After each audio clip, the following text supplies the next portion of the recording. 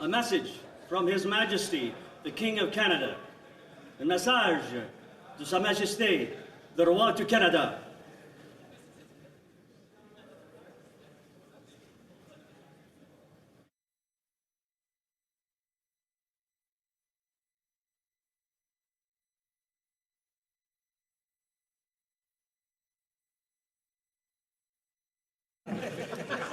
I've seen him on TV.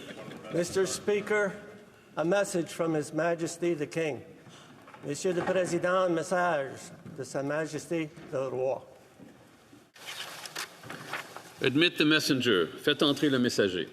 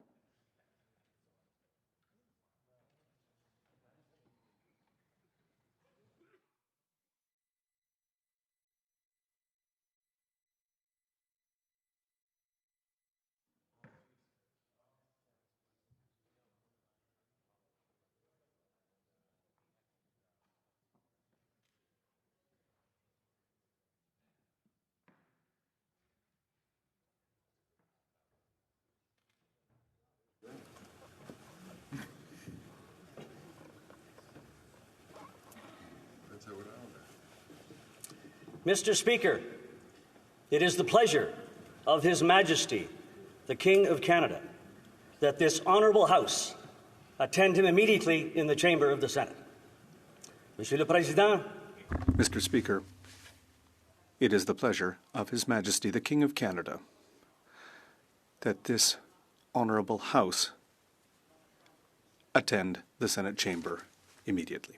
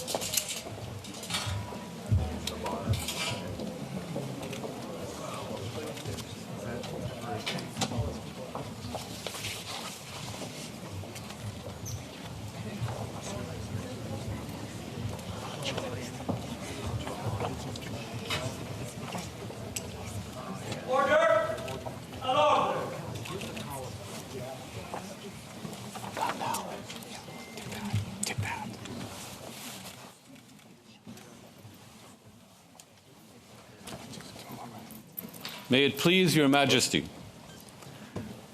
The House of Commons has elected me their Speaker, though I am but little able to fulfill the important duties thus assigned to me. If in the performance of those duties I should at any time fall into error, I pray that the fault may be imputed to me and not to the House of Commons, whose servant I am, and who, through me, the better to enable them to discharge their duty to their king and country, humbly claim all their undoubted rights and privileges, especially that they may have freedom of speech in their debates, access to Your Majesty's person at all seasonable times, and that their proceedings may receive from Your Majesty the most favorable construction.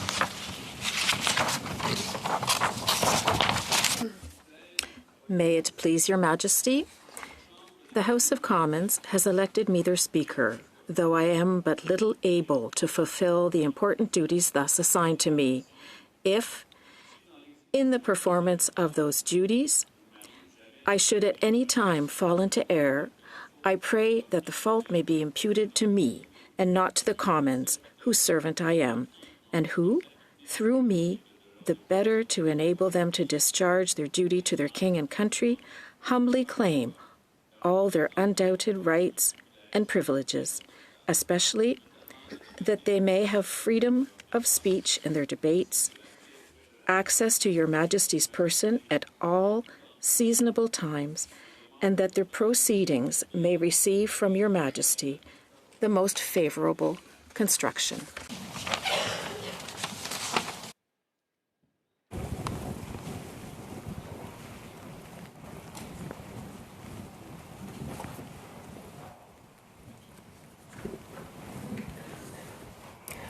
Mr. Speaker, I am commanded by His Majesty the King to declare to you that he freely confides in the duty and attachment of the House of Commons to His Majesty's person and government, and not doubting that their proceedings will be conducted with wisdom, temper, and prudence, he grants and upon all occasions will recognize and allow their constitutional privileges. I am commanded also to assure you that the Commons shall have ready access to His Majesty upon all seasonable occasions, and that their proceedings, as well as your words and actions, will constantly receive from Him the most favorable construction.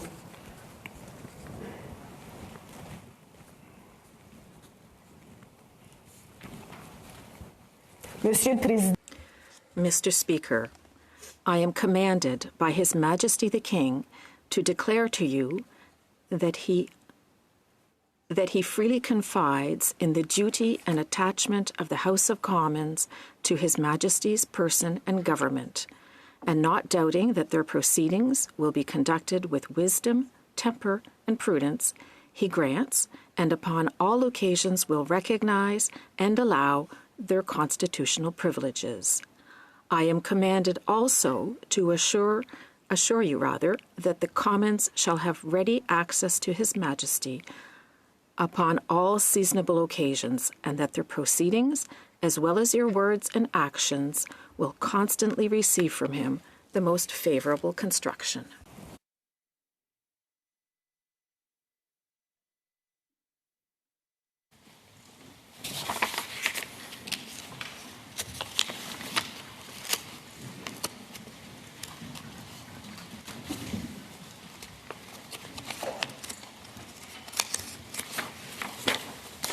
Honourable Senators, members of the House of Commons, it is with a deep sense of pride and pleasure that my wife and I join you here today as we witness Canadians coming together in a renewed sense of national pride, unity, and hope. I would like to acknowledge that we are gathered on the unceded territory of the Algonquin and Anishinaabe people. This land acknowledgement is a recognition of shared history as a nation, while continuing to deepen my own understanding. It is my great hope that in each of your communities and collectively as a country, a path is found toward truth and reconciliation in both word and deed. This is my 20th visit to Canada, spread over the course of more than half a century, and my first as sovereign. As I've said before, every time I come to Canada, a little more of Canada seeps into my bloodstream, and from there straight to my heart.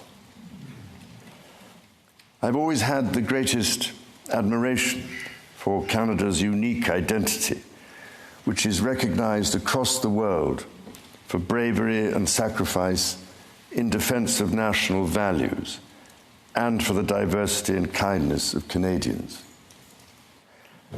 To the First Nations, Inuit and Métis peoples, you have welcomed my family and myself to your traditional lands with great warmth and hospitality, for which I am humbly grateful. This year, we mark the 80th anniversary of VE Day and VJ Day. On Juno Beach, at Dieppe, on the Somme, at Beaumont-Hamel, at Ypres, and on Vimy Ridge. At those places and many others, forever etched into our memories, Canadians fought and died alongside our closest allies.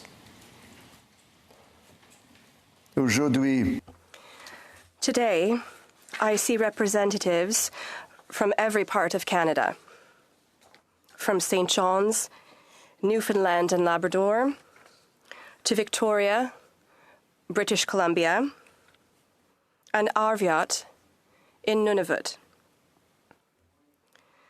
I see the guardians of the fundamental rights and freedoms guaranteed in the Canadian Charter.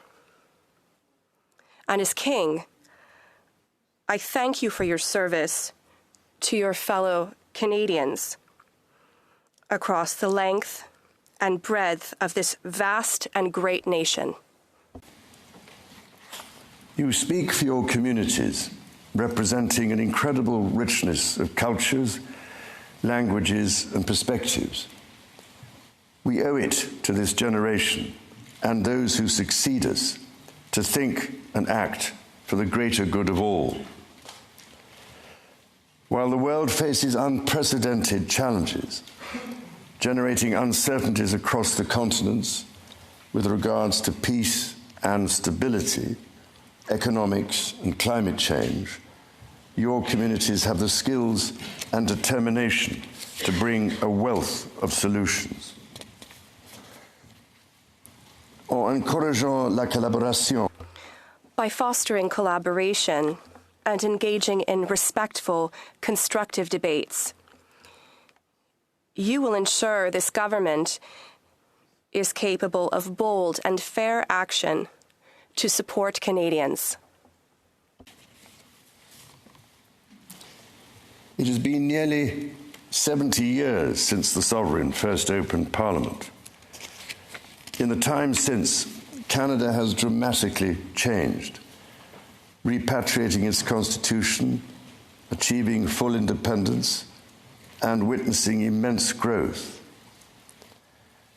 Canada has embraced its British, French, and Indigenous roots and become a bold, ambitious, innovative country that is bilingual, truly multicultural, and committed to reconciliation. The Crown has for so long been a symbol of unity for Canada. It also represents stability and continuity from the past to the present.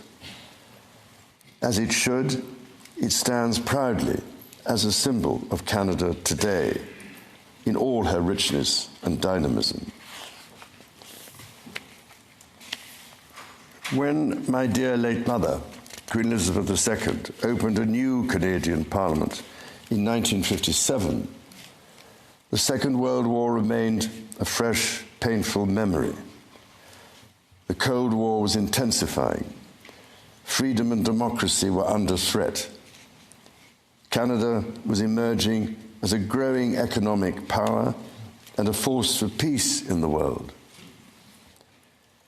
In the decades since, history has been punctuated by epoch-making events: the Vietnam War, the fall of the Berlin Wall, and the start of the War on Terror.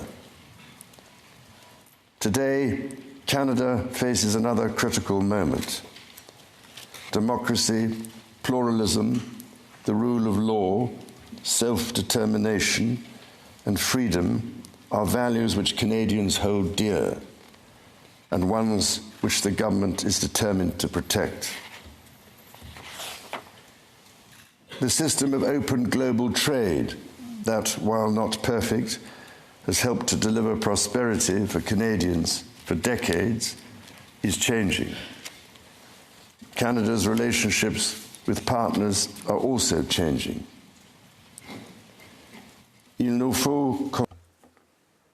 We must be clear-eyed. The world is more dangerous and uncertain place than at any point since the Second World War. Canada is facing challenges that are unprecedented in our lifetimes.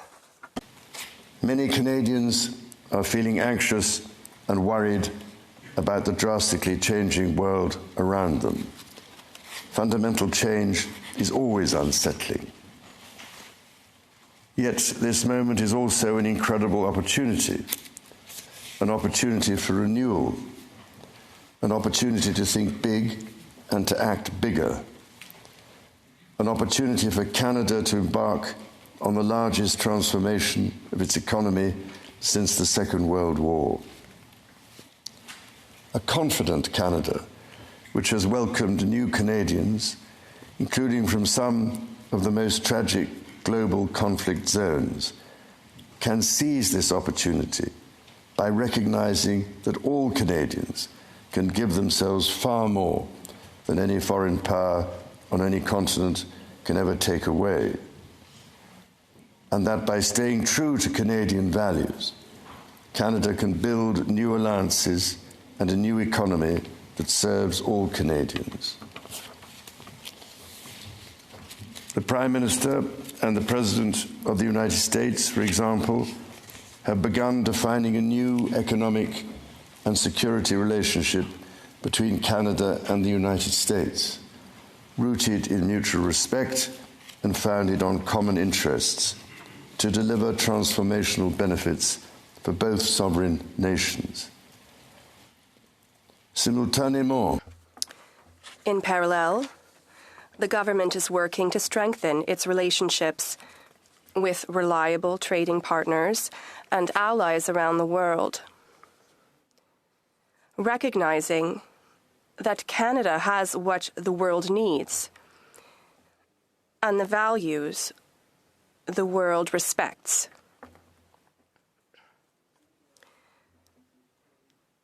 Canada is ready to build a coalition of like-minded countries that share its values,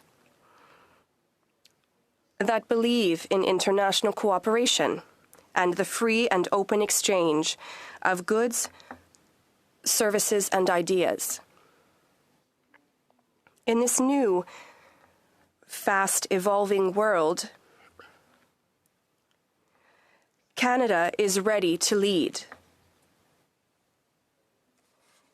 This will be demonstrated in June, when Canada convenes the G7 summit. the government is guided by its conviction that the economy is only truly strong when it serves everyone. Many Canadians are struggling to get ahead. The government is responding, reducing middle-class taxes and saving two-income families up to $840 a year. It will cut the GST on homes at or under $1 million for first-time home buyers, delivering savings of up to $50,000. And it will lower the GST on homes between $1 million and $1.5 million. Le gouvernement. The government will protect the programs that are already saving families thousands of dollars every year. These include childcare and pharmacare. In addition to these, the government has recently expanded the Canadian Dental Care Plan to cover about 8 million Canadians, saving the average person more than $800 annually. The government's overarching goal, its core mission, is to build the strongest economy in the G7. That starts with creating one Canadian economy out of 13. Internal barriers to trade and labour mobility cost Canada as much as $200 billion each year. The government will introduce legislation to remove all remaining federal barriers to internal trade and labour mobility by Canada Day.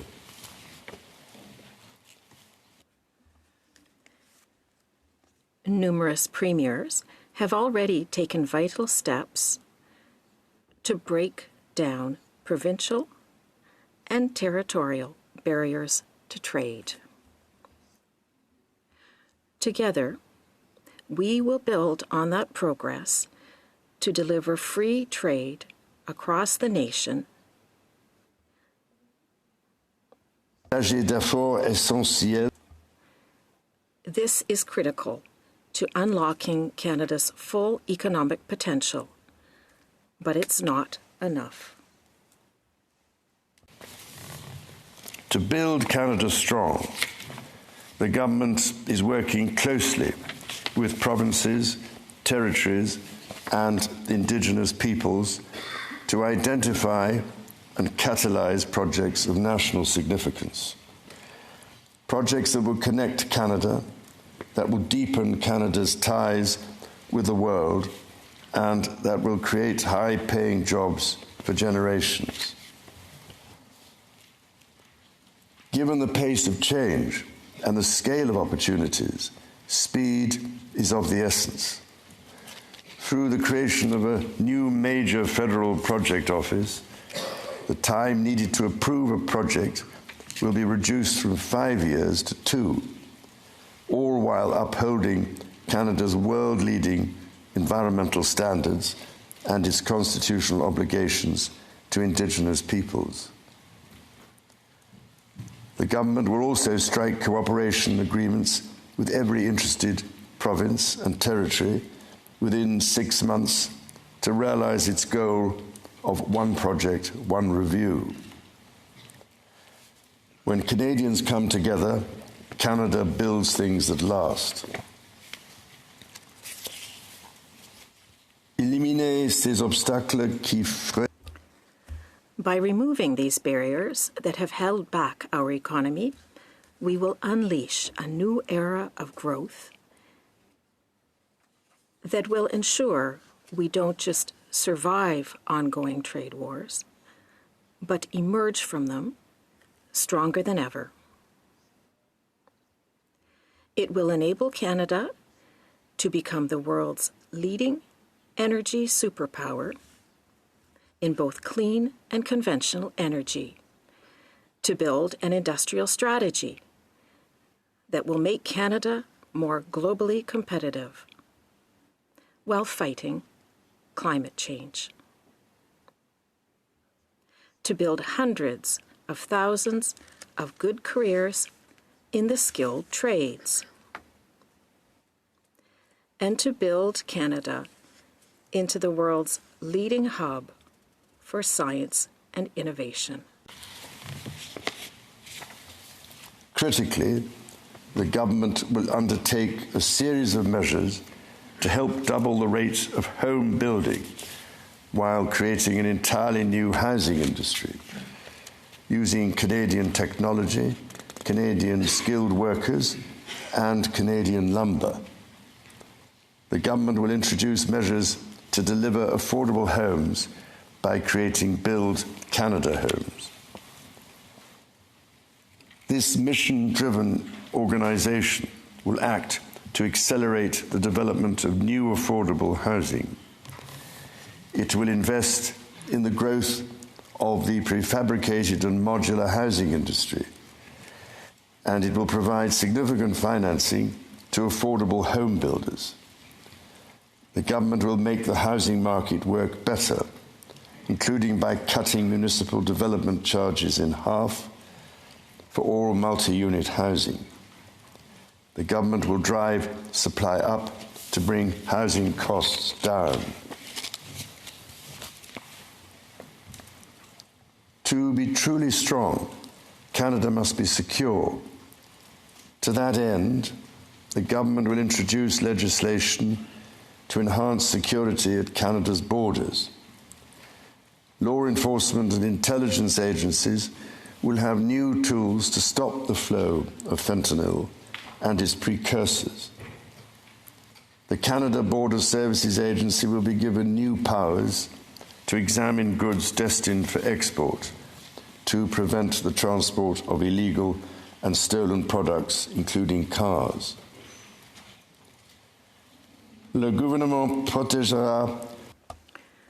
The government will protect Canada's sovereignty by rebuilding, rearming, and reinvesting in the Canadian Armed Forces.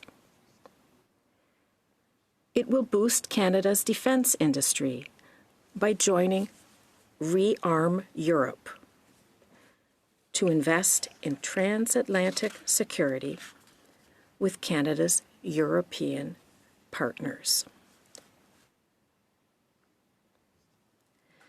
And it will invest to strengthen its presence in the North, as this region, which is an integral part of Canada, faces new threats.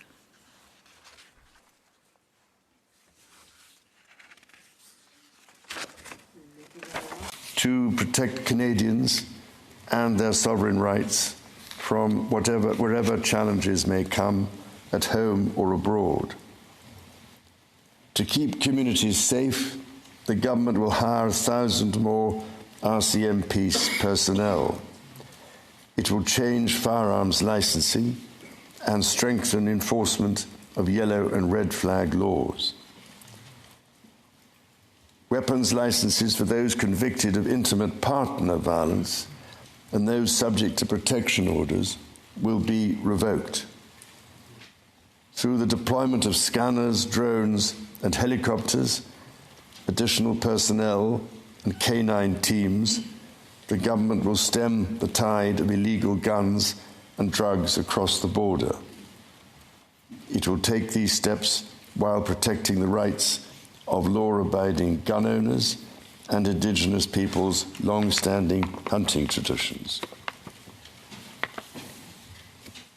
The government will bring a renewed focus on car theft and home invasions by toughening the criminal code to make bail harder to get for repeat offenders charged with committing these crimes, along with human trafficking and drug smuggling.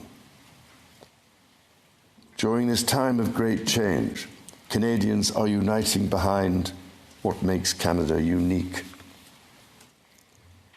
La langue française et la culture. The French language and the Quebec culture are at the heart of the Canadian identity. They define the country that Canadians and I love so much. Canada is a country that respects and celebrates its official languages and Indigenous languages. The government is determined to protect the institutions that bring these cultures and this identity to the world, such as CBC, Radio-Canada. It will protect the people who give us access to fresh, healthy, and quality food, agricultural producers. And it will protect supply management. Nature is core to Canada's identity. In 2022, Canada convened COP15 in Montreal, which concluded with 196 countries striking a historic agreement to protect 30% of their lands and 30% of waters by 2030. To this end, the government will protect more of Canada's nature than ever before through the creation of new national parks, national urban parks, marine protected areas, and other conservation initiatives. The government will always protect the rights and freedoms that the Charter guarantees for every Canadian. The government will be a reliable partner to Indigenous peoples, upholding its fundamental commitment to advancing reconciliation. Central to this commitment is the creation of long-term wealth and prosperity with Indigenous peoples. For that reason, the government will double the Indigenous Loan Guarantee Program from $5 billion to $10 billion, enabling more Indigenous communities to become owners of major projects. As Canada moves forward with nation-building projects, the government will always be firmly guided by the principle of free, prior, and informed consent. Canada's immigration system has long been a source of pride for Canadians and of dynamism for the economy. The government is dedicated to rebuilding the trust of Canadians in immigration by restoring balance to the system. Le gouvernement instaurera. The government will cap the total number of temporary foreign workers and international students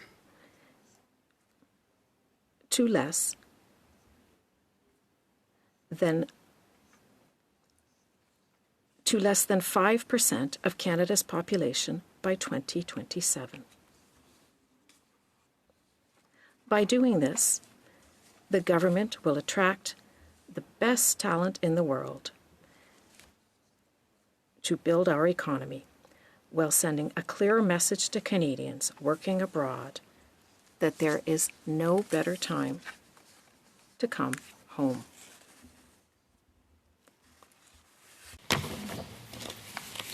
Dans toutes ses actions, le gouvernement. In all its actions, the government will be guided by a new fiscal discipline. Spend less so Canadians can invest more. Day-to-day government spending, the government's operating budget, has been growing by 9% every year. The government will introduce measures to bring it below 2%. Transfers to provinces, territories, or individuals will be maintained. The government will balance its operating budget over the next 3 years by cutting waste, capping the public service, ending duplication, and deploying technology to improve public sector productivity.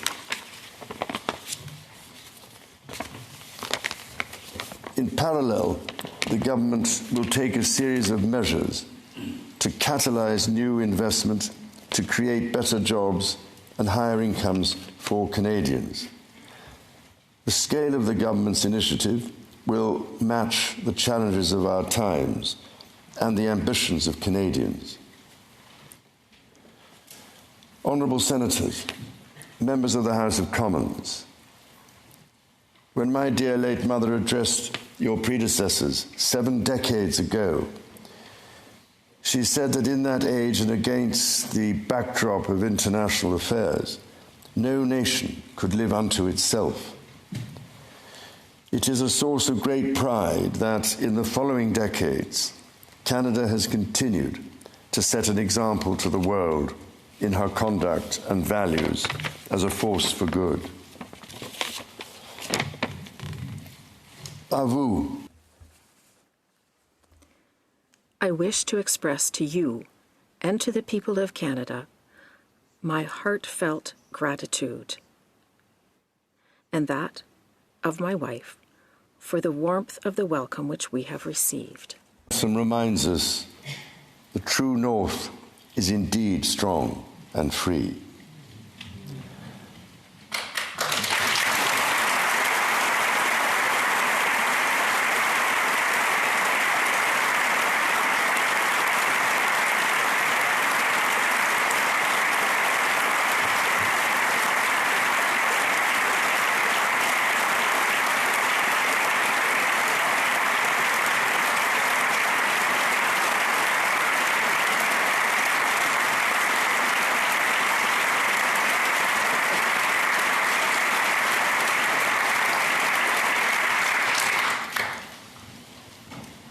members of the House of Commons, you will be asked to appropriate the funds to carry out the services and expenditures authorised by Parliament. May you honour the profound trust bestowed upon you by Canadians. And may God bless and guide you in all your duties.